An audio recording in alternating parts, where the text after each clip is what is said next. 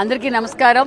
ఈరోజు రాష్ట్ర వ్యాప్తంగా జూనియర్ కళాశాల విద్యార్థులందరికీ సుమారుగా 475 కళాశాలలో 1.5 లక్షల మంది విద్యార్థులకు ఈరోజు మధ్యాహ్నం పూట భోజనం అంటే డొక్కా సీతమ్మ గారి పేరు మీద మధ్యాహ్నం భోజన వసతి కూడా ఏర్పాటు చేశాం।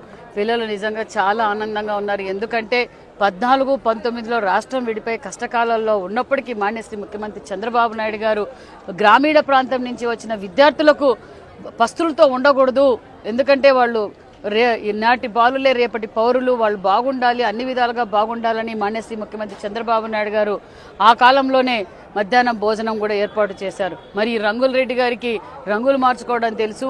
నా బడుగు బడిగిన వర్గాలన్నారు, నా బడుగు బడిగిన వర్గాల బిడ్డలు స్కూళ్ళలో కాలేజీల్లో చదువుకున్న విద్యార్థులకు మధ్యాహ్నం భోజనం పెట్టడం కూడా ఇష్టం లేక సుమారుగా 1.5 లక్షల మంది పస్తులతో 5 సంవత్సరాల్లో చదువుకున్నారు।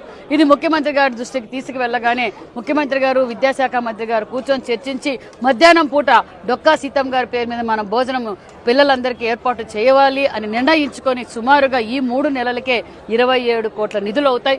అది కూడా ఈ కష్టకాలంలో ఏ డిపార్ట్మెంట్ చూసినా అప్పులే కనిపిస్తున్నాయి, గత ప్రభుత్వం చేసిన అప్పులే కనిపిస్తున్నాయి। అయినా పిల్లలు విద్యార్థులు ఇబ్బంది పడకూడదన్న ఉద్దేశంతోనే మాన్యశ్రీ ముఖ్యమంత్రి గారు నారా లోకేష్ బాబు గారు ఈ నిర్ణయం తీసుకున్నారు। ఈ 3 నెలలకే 27 కోట్లు, మరి సంవత్సరానికి సుమారుగా 96 కోట్ల నిధులతో ఈ మధ్యాహ్న భోజనాన్ని ఏర్పాటు చేశాం। విద్యార్థులు కూడా చాలా సంతోషంగా ఉన్నారు। ఎందుకంటే మేము పొద్దున్నే ఉదయం 7 గంటలకు వచ్చి భోజనం చేసుకొచ్చి సాయంకాలం 5 గంటల వరకు మళ్ళీ ఇంటికి పోయే వరకు మాకు భోజనం ఇబ్బంది పడతాం।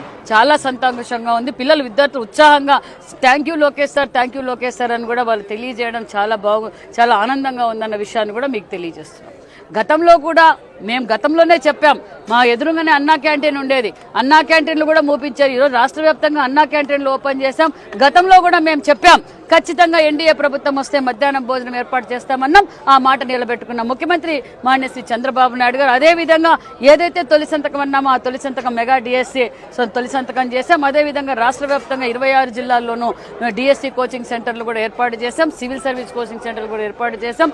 ప్రతి ఇంటి నుంచి ఒక ఎంటర్ప్రెన్యూర్ తయారు చేయాలనేదే ముఖ్యమంత్రి గారి లక్ష్యంతో మరి మన పెనుగొండ నియోజకవర్గంలో కూడా ఐటీఐ కాలేజ్ కూడా శాంక్షన్ అయింది। ఐటీఐ కాలేజ్ కూడా నెక్స్ట్ అకాడమిక్ స్టార్ట్ చేయబోతున్నాం। మరి బడుగు బడిగిన వర్గాల పిల్లలు చదువుకునే గురుకుల పాఠశాల ఇక్కడ ఇబ్బందిగా ఉంది సార్ అంటే ఆల్రెడీ ఈ అకాడమిక్ ఇయర్కే స్టార్ట్ చేశామనే విషయాన్ని కూడా తెలియజేస్తూ ఇది ఒక మంచి ప్రభుత్వం అని చెప్పడానికి ఇది ఒక నిదర్శనం అని కూడా తెలియజేస్తుంది।